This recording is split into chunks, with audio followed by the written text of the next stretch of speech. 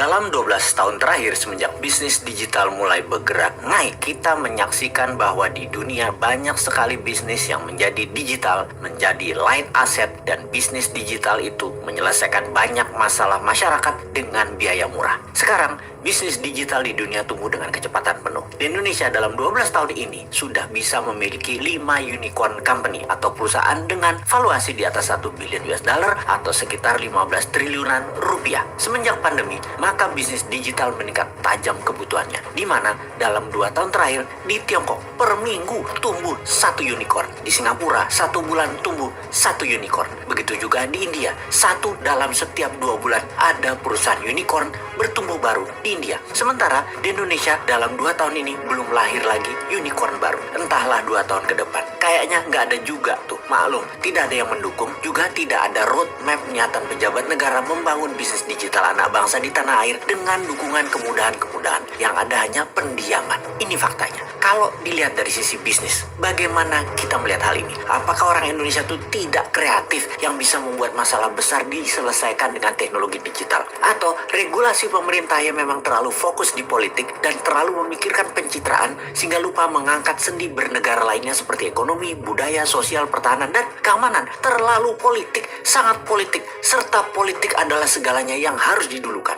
Sungguh, unicorn ini berciri satu hal, semakin besar problem yang di-solve, semakin besar masalah yang terselesaikan. Maka semakin cepat perusahaan digital itu bertumbuh serta dibutuhkan karena memang menyelesaikan masalah-masalah besar tadi.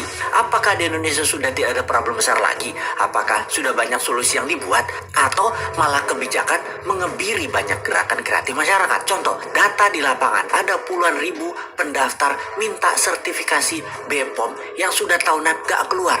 Bagaimana UKM mau maju kalau demikian? Ini adalah salah satu contoh pengembirian kreativitas. Ada sisi lain lagi, di mana di dunia bisnis digital harus menggunakan server nasional sementara kita minta zero downtime. Apakah perusahaan nasional milik negara tersebut berani kasih garansi, yaitu zero downtime? Nggak ada tuh. Bahaya dalam bisnis digital misalnya kalau mau transfer duit, tahu-tahu ngedrop. Namun server dan sarana internetnya nggak berani kasih jaminan atau ganti rugi. Berat lah. Nah, itulah susahnya berbisnis dengan negara yang berbisnis, yaitu BUMN. Sementara server dan fasilitas dari luar negeri sudah lebih murah plus garansi zero downtime. Kalau lama mereka bayar penalti, tetapi nggak boleh dipakai. Kalau bisnis digital buat browsing-browsing sih aman.